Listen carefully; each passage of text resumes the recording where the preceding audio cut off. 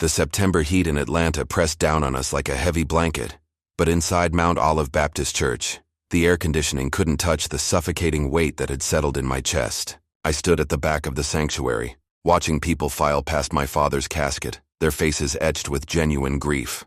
Harold Carter had been more than just a successful businessman in this community. He'd been a pillar, a mentor, a man who'd lifted others up even as he climbed. I adjusted my black tie, the same one he'd helped me pick out for my college graduation 12 years ago. My hands trembled slightly, not from the cold, but from the hollow ache that had consumed me since the doctor's call 3 days prior. Heart attack, massive, no warning. At 67, my father had seemed invincible, still working 14-hour days at Carter Logistics, still calling me every Sunday to check in, still believing I'd eventually take over the company he'd built from nothing.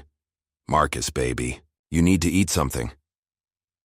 Mrs. Henderson from down the street pressed a paper plate into my hands, her eyes red-rimmed behind wire glasses. She'd known my father since before I was born, back when he was just a young man with a truck and a dream.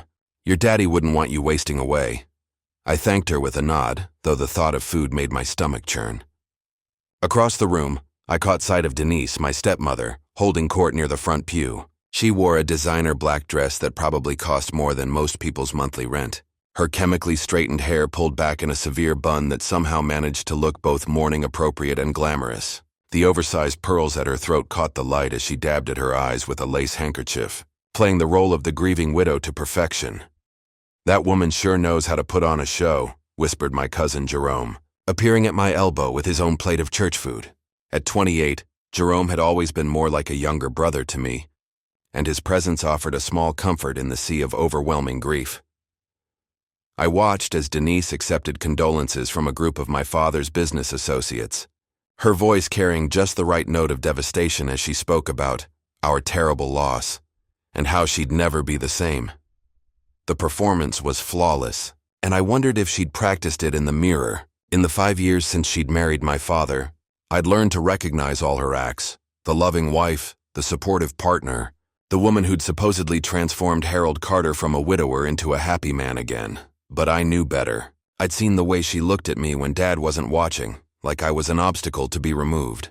I'd heard her on the phone with her sister, complaining about having to deal with his grown son and wondering when I'd finally get my own life.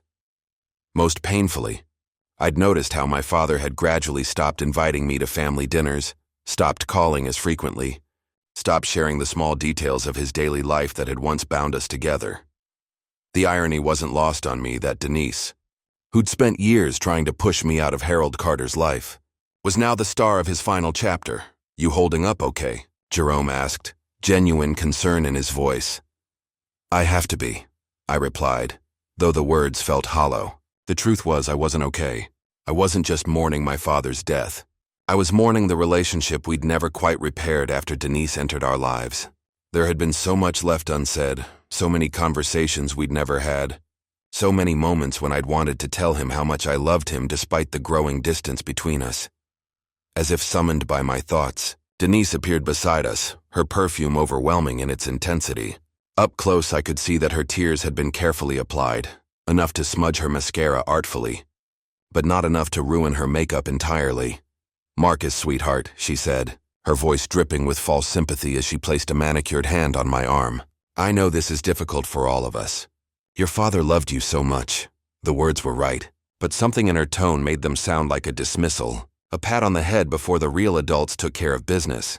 "Thank you," I managed, not trusting myself to say more. Jerome shifted beside me, his body language protective. "We'll need to talk soon," she continued, her grip on my arm tightening slightly. "About the arrangements, about the will, about your future. I know Harold would want what's best for everyone." Her smile was perfectly calibrated, sad but brave, concerned but determined. To anyone watching, she looked like a stepmother trying to comfort her grieving stepson, but her fingers pressed into my arm like talons, and her eyes held a coldness that made my blood freeze. This wasn't comfort. This was a warning. "Of course," I said carefully. "Whatever needs to be discussed can wait until after the service." She nodded approvingly as if I'd passed some sort of test. "You always were the sensible one. That's going to serve you well in the coming days." She released my arm and glided away, already moving toward the next group of mourners who needed her attention. Jerome let out a low whistle. Man, that woman gives me the creeps. Always has. I rubbed my arm where she'd gripped it, feeling like I'd just been marked by a predator. Yeah, well, after today, hopefully I won't have to deal with her much. But even as I said it, a chill ran down my spine. Something in Denise's manner, in the way she'd spoken about arrangements and my future, suggested that this was far from over.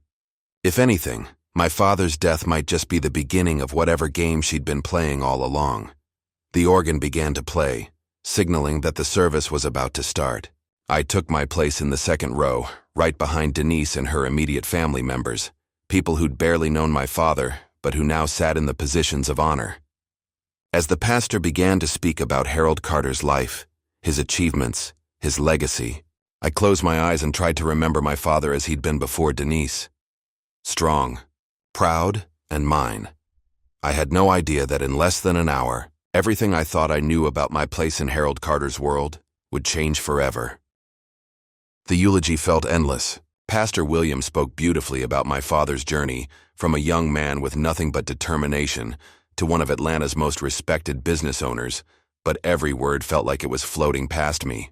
I kept stealing glances at the casket, still unable to fully accept that Harold Carter, the man who'd taught me to throw a football, who'd stayed up all night helping me with my college applications, who'd built an empire with his bare hands, was really gone.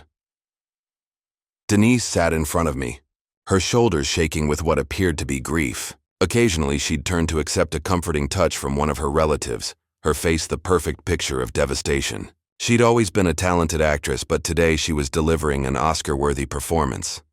Harold Carter was more than a successful businessman, Pastor Williams continued, his voice echoing through the packed sanctuary. He was a father, a husband, a mentor to countless young people in our community. He believed in the power of hard work, the importance of family, and the responsibility we all have to lift each other up. The words hit me hard because they were true. My father had been all of those things, even if our relationship had become strained in recent years. He'd sponsored scholarships for kids who couldn't afford college, quietly paid medical bills for employees' families, and never turned away anyone who came to him for help. Carter Logistics wasn't just a company. It was his way of giving back to the community that had supported him. As the service drew to a close, I felt a strange mix of grief and pride. Whatever complicated feelings I had about Denise, whatever pain lingered from our family's recent dysfunction, I was still Harold Carter's son. His blood ran through my veins, and his values had shaped who I'd become. The pallbearers, myself, Jerome, and 4 of my father's closest friends, carried the casket to the waiting hearse. The weight of it seemed to symbolize everything I was about to lose. Not just my father, but the connection to a legacy I'd always assumed would one day be mine. At the graveside, the September sun beat down mercilessly as we gathered around the freshly dug hole that would be my father's final resting place. Denise stood at the head of the grave, flanked by her sister and a few cousins who'd barely known Harold, but who seemed to have appointed themselves as chief mourners. I stood across from them, Jerome beside me, feeling like an outsider at my own father's funeral. Pastor Williams said a final prayer, and then it was time for people to pay their last respects. One by one, family and friends dropped roses onto the casket and whispered their goodbyes. When my turn came, I could barely see through my tears. "I love you, Dad," I whispered, dropping my rose. "I hope I made you proud." As people began to disperse, heading back to their cars for the drive to the repast at the church, I lingered at the graveside. I wasn't ready to leave him yet, wasn't ready to face the crowd of well-wishers and their empty condolences. Jerome understood and hung back with me, a silent presence that meant everything. That's when Denise made her move. Most of the crowd had left, and the immediate family was walking slowly toward the parking area. She approached me with that same perfectly calibrated expression of grief, her designer heels clicking on the pathway between the headstones. But as she got closer, something in her face shifted. The mask of mourning slipped just slightly, revealing something cold and calculating underneath. "Marcus," she said softly, glancing around to make sure we had relative privacy. Jerome had walked a few steps away to give us space, but he was still within earshot. "I need you to understand something." I turned to face her fully, wondering what urgent message she felt compelled to deliver at my father's graveside. "What is it, Denise?" She stepped closer, close enough that I could smell her expensive perfume mixed with something else, the metallic scent of barely contained excitement. Her voice dropped to just above a whisper, but every word hit me like a physical blow. You're cut off. Harold left nothing for you. The words hung in the humid Atlanta air like a toxic cloud. For a moment, I couldn't process what she'd said. It felt like the ground beneath my feet had shifted, like reality itself had tilted sideways. What did you say? My voice sounded strange, distant, like it was coming from someone else. Her smile was sharp as a blade. You heard me. Your father made his choices, and you weren't one of them. Everything, the house, the business, the accounts, it's all mine now. You're cut off. I felt Jerome move closer, sensing the tension even if he couldn't hear the words. Around us, a few lingering mourners were still making their way to their cars, completely unaware of the bomb that had just detonated over Harold Carter's grave. That's impossible, I said, though my voice lacked conviction. The business, he always said. He said a lot of things, Denise interrupted, her mask slipping further. But in the end, he knew who his real family was. Who took care of him? Who was there for him when it mattered? Each word was delivered like a carefully placed dagger. You were so busy with your own life, your own career, your own problems. Did you really think he didn't notice? The accusation hit harder because it carried a grain of truth. I had pulled away from my father in recent years, frustrated by Denise's manipulations and hurt by his apparent willingness to let her drive a wedge between us. But I'd never imagined that my withdrawal would cost me everything. Not just our relationship, but my entire future, the legacy I'd been raised to inherit. He wouldn't have done that, I said. But even as the words left my mouth, doubt crept in. Harold Carter had been a man of strong convictions. If he'd believed I'd abandoned him? Believe what you want, Denise said, straightening up and smoothing down her dress. The lawyers will be in touch soon enough. But I wanted to tell you myself here at his grave, so you'd understand that this isn't just business. This is justice. She turned to go, then paused and looked back at me. Oh, and Marcus? I'd start looking for a new job if I were you. You won't be needed at Carter Logistics anymore. As she walked away, her heels clicking triumphantly on the pavement, I stood frozen beside my father's grave. The roses we'd thrown looked like drops of blood against the dark wood of the casket. Jerome appeared at my side, his face tight with concern. What was that about? He asked. I couldn't answer. I couldn't even breathe properly. All I could do was stare at the hole in the ground where my father lay and wonder if the man I'd loved and admired my entire life had really written me out of his will and out of his life. Completely. The sun was still shining. The birds were still singing, but my world had just ended. The drive back to my apartment in Midtown was a blur of Atlanta traffic and racing thoughts. Jerome had insisted on following me home, worried about my state of mind after Denise's bombshell at the cemetery. I'd barely spoken during the entire ride, my hands gripping the steering wheel so tightly my knuckles had gone white. My one-bedroom apartment felt smaller than usual as I slumped onto my couch, still wearing my funeral suit. The place was modest but comfortable, exactly what you'd expect from a marketing manager at a mid-sized firm. I'd always told myself it was temporary, that once I transitioned into the family business, I'd upgrade to something befitting Harold Carter's son and heir. Now staring at my generic furniture and blank walls, I realized this might be all I'd ever have. Man, you need to eat something, Jerome said, rummaging through my nearly empty refrigerator. And drink some water. You look like you're about to pass out. I accepted the glass he offered, but couldn't bring myself to take more than a sip. My mind kept replaying Denise's words, searching for any sign that she'd been lying, bluffing, trying to hurt me in a moment of grief. But the confidence in her voice, the specificity of her claims, the cruel satisfaction in her eyes, it all pointed to an ugly truth I wasn't ready to face. Maybe she's lying, Jerome offered, settling into the chair across from me. Maybe she's just trying to mess with your head during the worst day of your life. I wanted to believe him. God, how I wanted to believe him. You didn't see her face, I said quietly. She wasn't guessing or hoping. She knew something. The apartment fell silent except for the hum of the air conditioner. Outside, Atlanta continued its evening rush, people heading home to their families, their normal lives, their secure futures. I envied every single one of them. My phone buzzed with a text message, then another. Word was already spreading through the family network about the funeral, people sharing memories and checking on each other. But I couldn't bring myself to respond to any of them. How do you tell people that you might have been completely cut out of your father's life? How do you admit that the man you thought loved you might have decided you weren't worth including in his final wishes? Talk to me, Jerome said. What are you thinking? I set down the water glass and leaned back against the couch cushions. I'm thinking about the last conversation I had with him. It was maybe 3 weeks ago. He called to tell me about some new contract Carter Logistics had landed, and I was short with him. I was busy, stressed about a project at work, and I didn't really listen. I just said, "That's great, Dad," and found an excuse to get off the phone. The memory felt like a physical weight in my chest. What if that was it? What if that was the moment he decided I didn't care about the business, about him, about our family? Marcus, that's crazy talk. One phone conversation doesn't undo 32 years of being his son. But was that true? Over the past few years, how many times had I declined dinner invitations because I didn't want to deal with Denise? How many family events had I skipped or left early? How many opportunities had I missed to show my father that despite the tension with his new wife, I still wanted to be part of his life? I thought about the last time I'd been to the family home, a sprawling house in Buckhead that Denise had redecorated the moment she moved in. She'd erased every trace of my mother's presence, replacing family photos with staged professional portraits that barely included me. During that visit, I'd felt like a stranger in the house where I'd grown up, and I'd left after less than an hour. Had my father interpreted that as rejection? Had he seen my discomfort as evidence that I no longer considered myself part of the family? Maybe I did this to myself, I said aloud, the words tasting bitter. Maybe I pushed him away without even realizing it. Jerome leaned forward, his expression intense. Listen to me. Your father loved you. I saw it every time he talked about you. Remember last Christmas when you got that promotion? He called everyone in the family to brag about it. That's not a man who's planning to cut his son out of his will.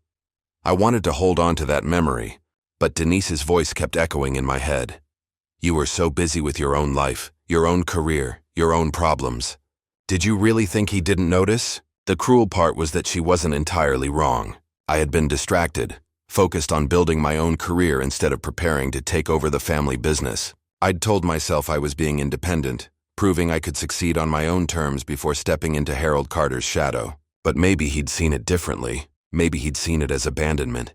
My phone rang, startling both of us. The caller ID showed a number I didn't recognize, but something made me answer anyway. Marcus Carter? Yes, this is Charles Freeman, your father's attorney. I'm sorry for your loss. Harold was a good man and a dear friend. My heart started pounding. This was it, the confirmation of everything Denise had told me. Thank you, I managed. I know this is a difficult time, but I need to schedule a meeting with you regarding your father's estate. Are you available tomorrow afternoon? Say 2 o'clock at my office? I looked at Jerome, who was watching me intently. Yes, I can be there. Good. And Marcus? I know there's been some speculation about your father's final wishes. I want you to know that everything will be made clear tomorrow. Your father was very specific about how he wanted things handled. The line went dead, leaving me staring at the phone. Charles Freeman's tone had been professional, but not unkind. He hadn't sounded like a man preparing to deliver devastating news, but then again, lawyers were trained to remain neutral. That was Dad's attorney, I told Jerome. Meeting tomorrow at 2. Well, that's good, right? You'll finally know for sure. I nodded, but I wasn't sure if knowing would be better or worse than the current uncertainty. At least now I could still hope that Denise had been lying, that this was all some sick power play designed to torture me on the worst day of my life. Tomorrow I'd have to face the truth, whatever it was. As Jerome finally left for his own home, promising to check on me in the morning, I sat alone in my apartment and thought about my father. Not the Harold Carter who'd built a business empire, or the man who'd married Denise, but the dad who'd taught me to ride a bike in Piedmont Park, who'd cheered from the sidelines at every Little League game, who'd cried at my college graduation. That man had loved me. I had to believe that, no matter what tomorrow would bring. But love and legacy weren't always the same thing, and as I finally fell into a restless sleep, I prepared myself for the possibility that I was about to lose both. I didn't sleep that night. Every time I closed my eyes, I saw Denise's triumphant smile at the cemetery, heard her venomous whisper, "You're cut off." By dawn, I'd given up any pretense of rest and was sitting at my kitchen table with my third cup of coffee, staring at my laptop screen without really seeing it. The morning news droned in the background, traffic updates, weather reports, political commentary, all the mundane concerns of a world that felt suddenly foreign to me. How had I gone from being Harold Carter's son and heir to potentially being a man with no family, no inheritance, and no future at the company I'd grown up expecting to run. My phone had been buzzing all morning with condolence messages from friends and colleagues, but I couldn't bring myself to respond. What was I supposed to say? That I might have been completely written out of my father's life? That the woman I'd always distrusted might have succeeded in turning him against me completely? Around 10, Jerome showed up with breakfast from our favorite diner, a gesture that meant more than he probably realized. I managed to eat a few bites of eggs and grits, though everything tasted like cardboard. "You look terrible," he said, settling across from me with his own plate. "Feel worse." I pushed the food around with my fork. I keep thinking about all the signs I might have missed. The way Dad seemed different these past couple years. More distant, less paternal. That wasn't your fault, man. That woman got into his head. Did she, though? Or did she just point out things that were already true? I set down my fork and looked at Jerome. "When's the last time you saw me make a real effort with Dad? Not just showing up for holidays or taking his calls when it was convenient, but actually trying to be part of his life?" Jerome was quiet for a long moment, which was answer enough. I spent the rest of the morning trying to distract myself with work emails, but I couldn't focus. Every corporate memo and client update felt meaningless in light of what I might learn that afternoon. If Denise was right, if I really had been cut out of the will, I'd be starting over at 32 with nothing but my marketing job and whatever savings I'd managed to accumulate. The irony wasn't lost on me. I'd been so determined to prove I could succeed without my father's help that I might have convinced him I didn't want his help at all. At 1 o'clock, I put on my best suit, a navy blue one my father had helped me pick out for job interviews after college, and drove to Charles Freeman's office in downtown Atlanta. The building was one of those dignified old structures that housed established law firms and financial services companies, the kind of place where serious men made serious decisions about serious money. Freeman's office was on the 15th floor, with windows overlooking the city my father had called home his entire life. The receptionist, a dignified woman in her 60s, greeted me with genuine sympathy. "Mr. Carter, I'm so sorry for your loss. Your father was a wonderful man." "Thank you," I said, wondering how many times I'd have to accept condolences before the words stopped feeling like small knives. "Mr. Freeman will see you in just a moment. Can I get you some water, coffee?" I declined both, though my mouth felt like cotton. A few minutes later, Charles Freeman emerged from his inner office. He was exactly as I'd always remembered him. A large, impressive man with dark skin, a perfectly bald head, and kind eyes behind wire-rimmed glasses. He'd been my father's friend long before he became his attorney, and seeing him brought back memories of barbecues and birthday parties from my childhood. "Marcus," he said, clasping my hand in both of his. "I'm so very sorry. Harold was like a brother to me. Thank you. Mr. Freeman, I appreciate everything you did for him over the years."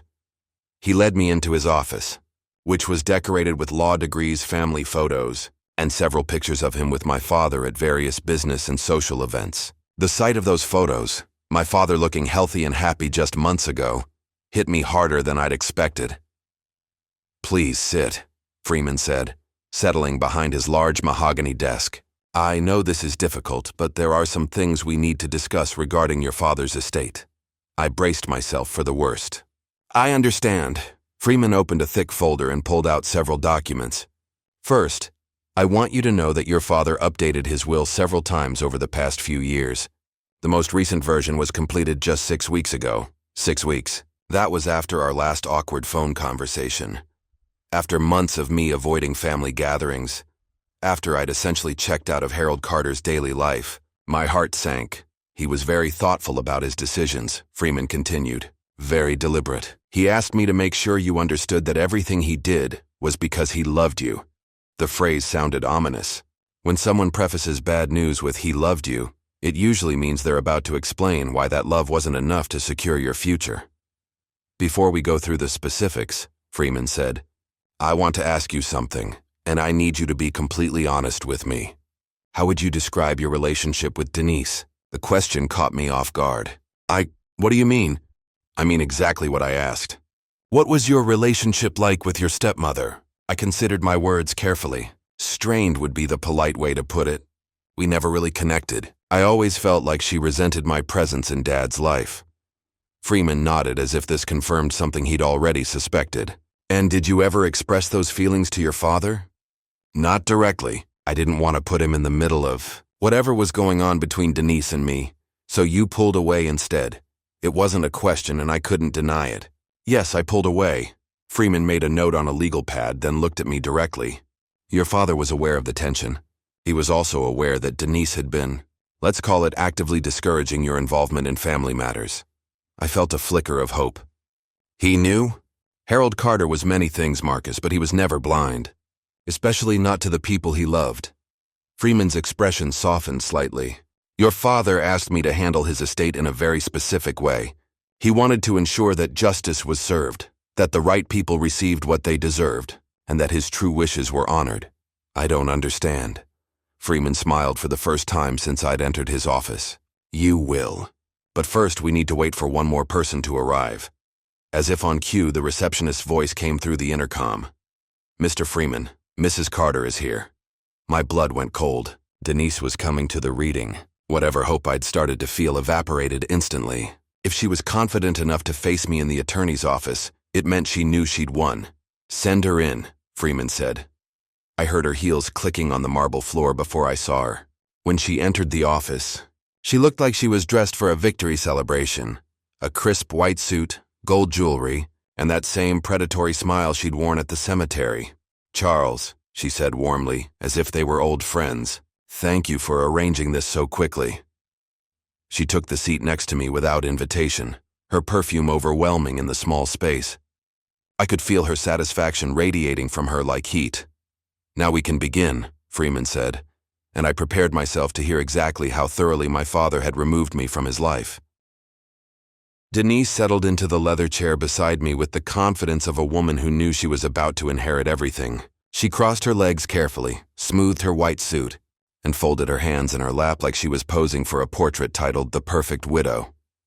Every gesture screamed triumph, though she was trying to mask it behind a veneer of dignified grief.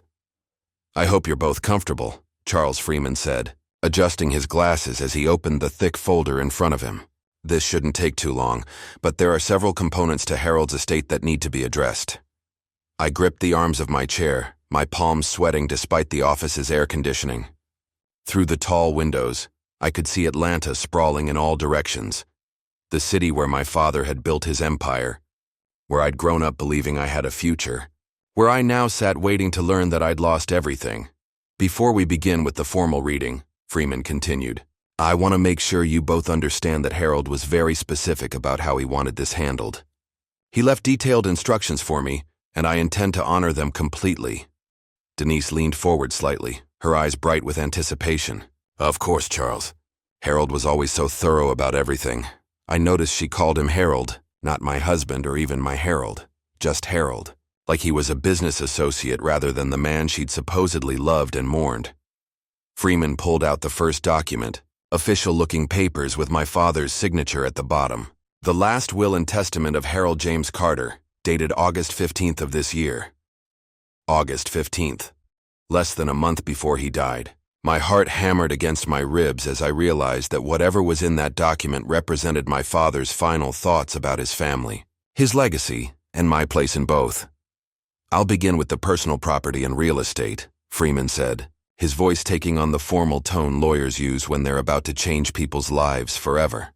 To my beloved wife, Denise Carter, I leave the family home at 1247 Peachtree Heights Road, including all furnishings, artwork, and personal belongings contained therein. I felt the first stab of loss, though I'd expected it. The house where I'd grown up, where my mother had lived and died, where my father had raised me. It was gone. Denise's smile grew wider, though she was trying to hide it behind a tissue.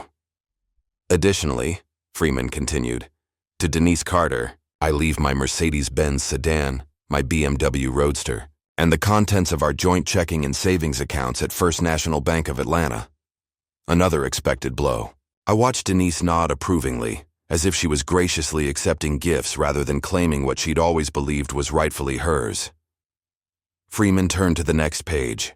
To Denise Carter, I also leave my life insurance policy in the amount of $500,000, as well as my retirement accounts and investment portfolios managed by Bradley Financial Services, $500,000, plus the house, the cars, the bank accounts. It was a substantial inheritance by any standard. But for Harold Carter, it felt almost modest. My father had been worth several $1,000,000, most of it tied up in Carter Logistics. Where was the business? Where was the real wealth? I glanced at Denise, who was practically glowing with satisfaction. She'd won everything she'd wanted: the lifestyle, the security, the status of being Harold Carter's heir.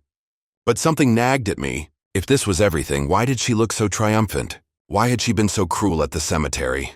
This inheritance, while substantial, wouldn't have required her to cut me out so completely. "Now," Freeman said, and something in his tone made both Denise and me pay closer attention. "We come to the business assets." Here it was. The moment that would define the rest of my life. I held my breath, preparing to hear that Carter Logistics, the company my father had built from nothing, the legacy I'd always assumed would be mine, had been left to the woman sitting beside me. Freeman pulled out another document, this one looking different from the others. Older somehow, with multiple signatures and official seals.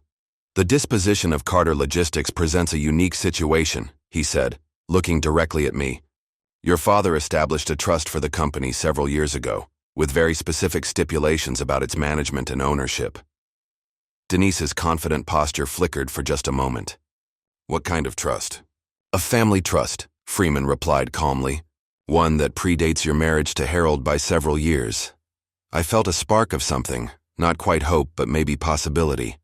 "What does that mean exactly?" Freeman set down the document and looked at both of us seriously. "It means that Carter Logistics was never part of Harold's individual estate. It was held in trust for the benefit of his direct descendants." The temperature in the room seemed to drop. Denise's face went pale beneath her carefully applied makeup, and I could see her mind racing, trying to understand what this meant for her carefully laid plans. "But surely Harold could have changed the trust," she said, her voice slightly strained. "As the owner, he had the right to modify the beneficiaries." "Actually, no."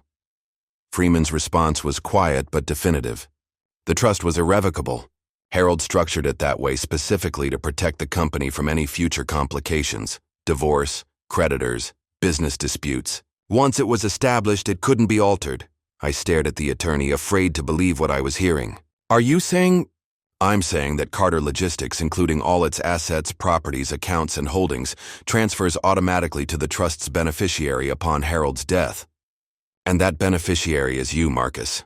The words hit me like a physical force. The room seemed to spin slightly as I processed what Freeman had just said. Carter Logistics, the heart of my father's empire worth millions of dollars, was mine. But Denise was already shaking her head, her composure cracking. "That's impossible," Harold told me. He said. She caught herself, realizing she was about to reveal something she shouldn't. "What did Harold tell you?" Freeman asked, his tone sharp with interest. Denise's mouth opened and closed like a fish gasping for air. The confident widow act was dissolving before our eyes, replaced by something desperate and ugly.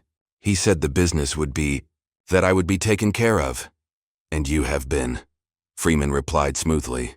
"The house, the cars, the insurance money, the personal accounts. That's well over $1 million in assets. Harold made sure you would be very comfortable, but I could see in her face that comfortable wasn't what she'd been planning for. She'd been counting on inheriting everything, on being the sole heir to Harold Carter's entire empire. The business was where the real money was, and she was watching it slip through her fingers. "There has to be a mistake," she insisted, her voice rising slightly. "Harold wouldn't have—" "He knew how I felt about the company's future." Freeman raised an eyebrow. "How you felt about the company's future?" I watched Denise realize she was digging herself into a hole, but she seemed unable to stop. "I just meant that Harold and I discussed. We talked about possibly selling the business, maybe investing in something more liquid. Selling Carter Logistics." I found my voice for the first time since the bombshell revelation. Dad would never have agreed to that. "You don't know what your father would have agreed to," Denise snapped, her mask finally slipping completely. "You weren't around enough to know what he really wanted." The attack stung because it carried that grain of truth I'd been wrestling with since yesterday. But Freeman's next words changed everything. Actually, Marcus was exactly who Harold wanted to inherit the business. The trust was established specifically to ensure that Carter Logistics would pass to his son, regardless of any other circumstances that might arise. The lawyer's emphasis on other circumstances wasn't lost on any of us. He meant regardless of Denise, regardless of any manipulation or influence she might have tried to exert. But Harold could have dissolved the trust if he'd wanted to change his mind, Denise argued desperately. The fact that he didn't must mean something. Freeman smiled, and for the first time it wasn't entirely pleasant. Oh, it means something, all right. It means that despite whatever pressure he might have faced, despite whatever conversations he might have had about selling or liquidating, Harold never wavered in his conviction that his son should inherit the family business. I felt tears prick my eyes as the full weight of what this meant hit me. My father hadn't abandoned me. He hadn't written me out of his life. Even when our relationship became strained, even when I pulled away, even when Denise was whispering poison in his ear, he'd protected my inheritance. He'd made it impossible for anyone to take away what he'd always intended to be mine. How long has this trust existed? I asked quietly. Freeman consulted his files. 7 years. It was established right after your college graduation, actually. Harold said he wanted to make sure that no matter what happened in his personal life, Carter Logistics would always belong to a Carter. 7 years. That meant the trust had been created long before Denise entered our lives, but it also meant my father had maintained it throughout their entire relationship. Despite whatever arguments they'd had, whatever pressure she'd applied, whatever promises she thought he'd made, he'd never budged on this fundamental decision. Denise was staring at Freeman like he'd just announced the world was ending. This can't be legal. There has to be some way to contest this, some provision Harold made. Mrs. Carter, Freeman said firmly, I understand this isn't what you were expecting, but I can assure you that everything is completely legal and binding. The trust was properly established, properly maintained, and properly executed. Marcus is now the sole owner of Carter Logistics, effective immediately. The room fell silent except for the hum of the air conditioning and the distant sounds of Atlanta traffic far below. I looked at my hands, trying to process the magnitude of what had just happened. In the span of 24 hours, I'd gone from thinking I'd lost everything to discovering I'd inherited my father's greatest achievement. But more than the money, more than the property or the business assets, what I'd really inherited was proof that Harold Carter had never stopped believing in me, even when I'd failed to show him how much I cared. Even when I'd let Denise's presence drive a wedge between us. Even when I'd been too proud or too stubborn to fight for our relationship, he'd fought for me. He'd protected my future when I'd been too foolish to protect it myself. Denise stood abruptly, her chair scraping against the floor. This isn't over, she said, though her voice lacked conviction. There have to be grounds for appeal, some way to challenge this. Freeman's expression didn't change. You're welcome to consult with your own attorney, of course. But I can tell you that Harold anticipated potential challenges to his estate plan. Everything was structured to withstand scrutiny. She stormed toward the door, then paused and turned back to me. The woman who'd whispered, "You're cut off," at my father's grave now looked defeated, diminished, stripped of the power she'd thought was finally within her grasp. Don't think this makes you special, she said, her voice bitter. Harold felt guilty, that's all. This is just guilt money. But even as she said it, I could hear the desperation underneath. She was lashing out because she'd lost, and we all knew it. After she left, slamming the door behind her, Freeman and I sat in comfortable silence for a moment. Then he reached into his desk drawer and pulled out a sealed envelope. There's one more thing, he said softly. Harold asked me to give you this after the reading. My name was written on the envelope in my father's familiar handwriting. With trembling fingers, I broke the seal and unfolded the letter inside. The letter was written on my father's personal stationery, the expensive cream-colored paper he used for important correspondence. His handwriting was shakier than I remembered, probably because he'd been sick when he wrote it. But every word was carefully formed, deliberate. My dear son Marcus, if you are reading this, then I am gone and Charles has done as I asked. I hope the reading wasn't too much of a shock. Though knowing Denise as I've come to know her, I suspect there may have been some surprises along the way. I glanced up at Freeman, who was giving me privacy by organizing his files, though I could see him watching me carefully from the corner of his eye. First, I need you to know how sorry I am for the distance that grew between us these past few years. I know Denise made things difficult, and I know you felt pushed out of our family. I should have handled that better. I should have been stronger in protecting our relationship from outside interference. My throat tightened as I read those words. All this time I'd thought he was oblivious to Denise's manipulations. But I want you to understand something important. Nothing and no one could ever make me stop loving you or believing in you. You are my son, my greatest achievement, the person I am most proud of in this world. When I established the trust for Carter Logistics, it wasn't just about money or business, it was about faith. Faith in the man you've become and the leader you will be. I had to stop reading for a moment to wipe my eyes. Freeman quietly pushed a box of tissues across his desk. I know you think you disappointed me by not showing more interest in the company, by building your own career, instead of immediately joining the family business. But Marcus, that independence, that determination to succeed on your own terms, that's exactly why I knew you were ready to inherit what I've built. You didn't want a handout. You wanted to earn your place. That tells me everything I need to know about your character. The tears were flowing freely now. All those years of feeling like I'd let him down. All those moments when I'd questioned whether he still believed in me, and he'd been proud of my independence the entire time. Denise never understood this about you, about us. She saw your independence as rejection, your strength as stubbornness. She thought she could convince me that you didn't care about the family or the business. What she didn't realize is that everything you did, every achievement in your career, every time you refused to take the easy path, every moment when you chose to stand on your own, made me more certain that you were exactly the son I'd raised you to be. I thought about all the arguments Denise and I had avoided, all the family dinners I'd skipped, all the ways I'd tried to minimize conflict by simply removing myself from situations where she made me uncomfortable. I'd thought I was taking the mature approach, but reading my father's words, I realized he'd seen it as something else entirely, as evidence of my integrity. The business is yours now, but more than that, the choice is yours. If you want to run Carter Logistics, to build on what I've started, then I know you'll do it with honor and wisdom. If you decide to sell it and pursue something else entirely, then I trust that decision too. The money, the property, the assets, those are just things. What matters is that you know your father believed in you completely, right up until the end.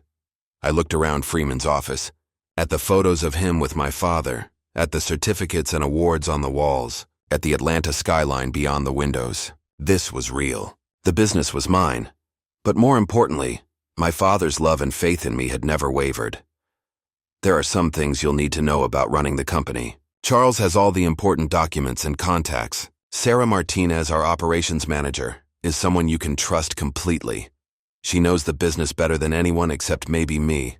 The Hendricks account has been our biggest client for 5 years, but they're considering switching to a competitor, so that needs immediate attention. The warehouse lease on Northside Drive is up for renewal in 6 months, and the landlord wants to double the rent. Start looking for alternatives now. Even in death, Harold Carter was still mentoring his son. The thought made me smile through my tears. But most importantly, Marcus, I need you to understand something about Denise. I'm not going to pretend our marriage was what I hoped it would be. I married her because I was lonely after your mother died, and because she made me feel younger, more alive. But over time, I came to see her true nature. The constant pressure to sell the business, the subtle attempts to turn me against you, the way she treated you when she thought I wasn't watching. I saw it all. My breath caught. He'd known. All this time, he'd known what she was really like. I stayed with her because I made a commitment, and because I hoped she might change. I also stayed because I was afraid that if I divorced her, she might find some way to claim part of the business in the settlement. The trust protected you, but it couldn't protect the company from potential creditors or legal challenges. It was easier to let her believe she would inherit everything, to let her play her games, knowing that in the end, the thing that mattered most would be safe. The calculating pragmatism of that decision was so typically Harold Carter. He'd endured years of an unhappy marriage to protect my inheritance, sacrificing his own comfort to ensure my future. I hope someday you can forgive me for not being brave enough to end things with Denise sooner. I hope you can understand that everything I did was to protect what I'd built for you. And I hope that when you think of me, you'll remember the father who taught you to throw a baseball, not the old man who made poor choices about love. I was sobbing now, not caring that Freeman could see me falling apart. This letter was everything I'd needed to hear, everything I'd wanted to know but had been too proud to ask. Take care of yourself, son. Take care of the business if you choose to keep it, and take care of the people who depend on Carter Logistics for their livelihoods. They're good people who deserve a leader who cares about them as much as the bottom line. I love you more than words can express. I'm proud of the man you've become, and I know that whatever you do with your inheritance, you'll do it with integrity and wisdom. Your loving father, Harold James Carter, P.S. Check the safe in my home office. The combination is your mother's birthday, 0324. There's something there I've been saving for you since you graduated college. I folded the letter carefully, my hands shaking. Freeman was watching me with kind eyes, probably remembering his own father or thinking about the son he hoped to leave his own legacy to someday. He loved you very much, Freeman said softly. I hope you know that. I do now, I whispered. I do now. Outside, Atlanta continued its busy afternoon rhythm, but inside that law office, I sat with the weight of my father's love and the magnitude of the responsibility he'd entrusted to me. I was no longer just Marcus Carter, marketing manager and disappointing son. I was Harold Carter's heir, and it was time to prove worthy of that inheritance. I left Charles Freeman's office in a daze, my father's letter clutched in my jacket pocket and a briefcase full of legal documents in my hand. The Atlanta afternoon sun felt different somehow, warmer, more welcoming, as if the city itself was greeting its newest business owner. But even as I walked to my car, I couldn't shake the surreal feeling that this was all an elaborate dream. Carter Logistics was mine. The company my father had built from a single truck and an unshakable work ethic now belonged to me. More than that, I had proof, written in Harold Carter's own hand, that he'd never stopped believing in me, never stopped loving me, never stopped fighting for my future even when I'd been too stubborn to fight for our relationship. My phone rang as I reached my car. Jerome's name flashed on the screen. Man, how did it go? You've been radio silent for hours. I looked back at the law office building, still processing everything that had happened. I inherited the business, Jerome. All of it. Silence on the other end of the line. Then, wait, what? I thought Denise said. Denise lied. Or maybe she honestly didn't know. But Dad set up a trust years ago. She got the house and some money, but Carter Logistics is mine. Holy shit, Marcus. That's incredible. I mean, I'm sorry for doubting, but after what she said at the cemetery, yeah, well, turns out Dad was playing a longer game than any of us realized. Jerome whooped so loudly I had to hold the phone away from my ear. We need to celebrate! This is huge! But as I drove home through Atlanta traffic, celebration felt premature. Yes, I'd inherited something incredible, but I'd also inherited enormous responsibility. Carter Logistics employed 43 people. I knew because I'd looked it up online during a moment of curiosity last year. 43 families depended on the company for their livelihoods, and now their futures were in my hands. More immediately, I needed to figure out what to do about Denise. She still lived in my father's house, still had access to who knows what information about the business, and based on her reaction in Freeman's office, she wasn't going to accept this outcome gracefully. My apartment felt impossibly small when I walked in, like I'd outgrown it in the span of a single afternoon. I set the briefcase on my kitchen table and opened it, spreading out documents that represented more money and responsibility than I'd ever imagined having. Insurance policies, property deeds, bank account information, employee contracts. My father's entire business empire laid out in neat legal folders.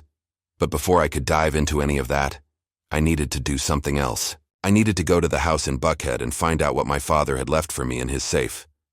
The drive to my childhood home felt like traveling back in time.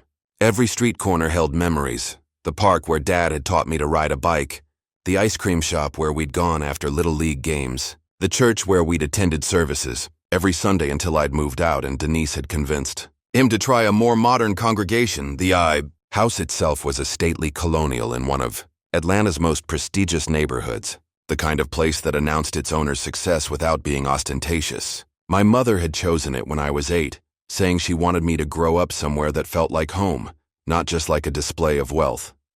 Denise's white Mercedes was in the driveway, which complicated things. I'd hoped she might be out, maybe drowning her sorrows at some expensive spa or complaining to her sister about the injustice of it all. But apparently, she was home, probably planning her next move.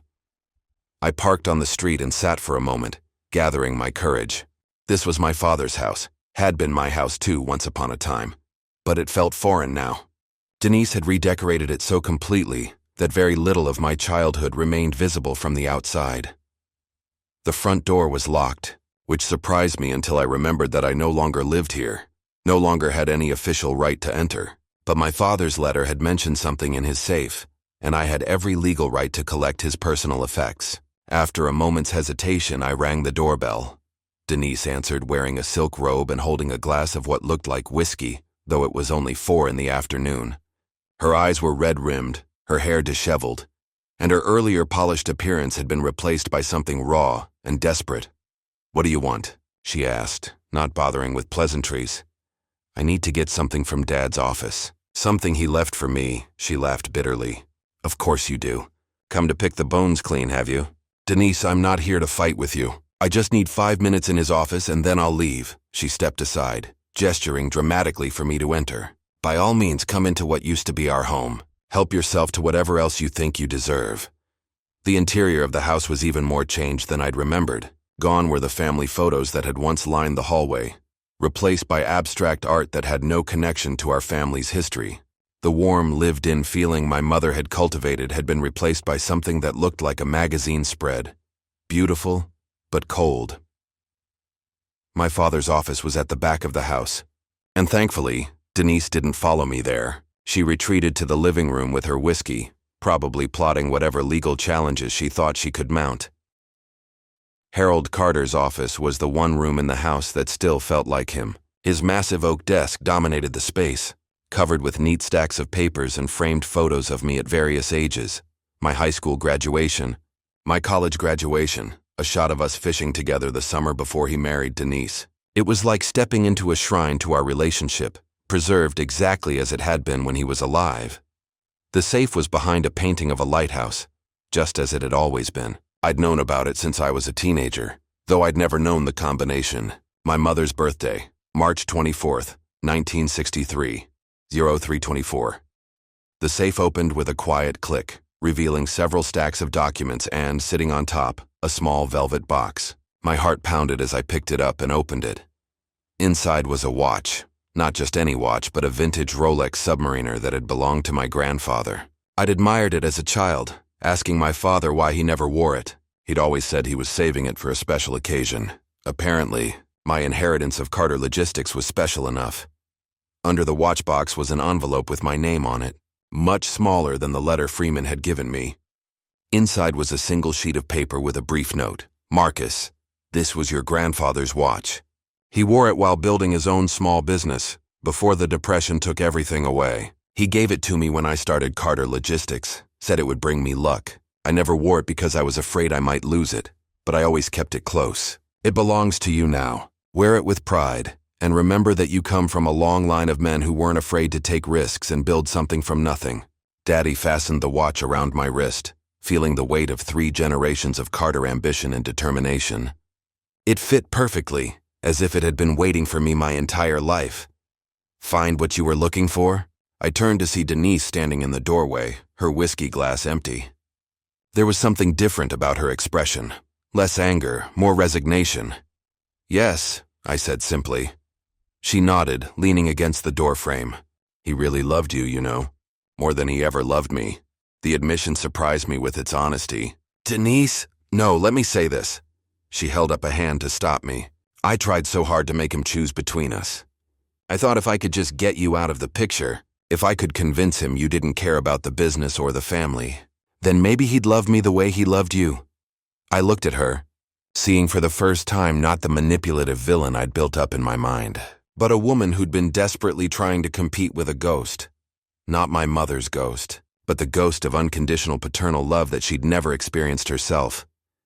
"But it doesn't work that way," she continued, her voice barely above a whisper. "Love isn't a pie where giving someone else a slice means less for you. Harold had enough love for both of us, but I was too insecure to see it. I didn't know what to say to that. Part of me wanted to comfort her, but too much had happened. Too much damage had been done. "I'm sorry," she said finally, "for yesterday at the cemetery, for trying to hurt you when you were grieving, for spending years trying to turn your father against you. I'm sorry for all of it.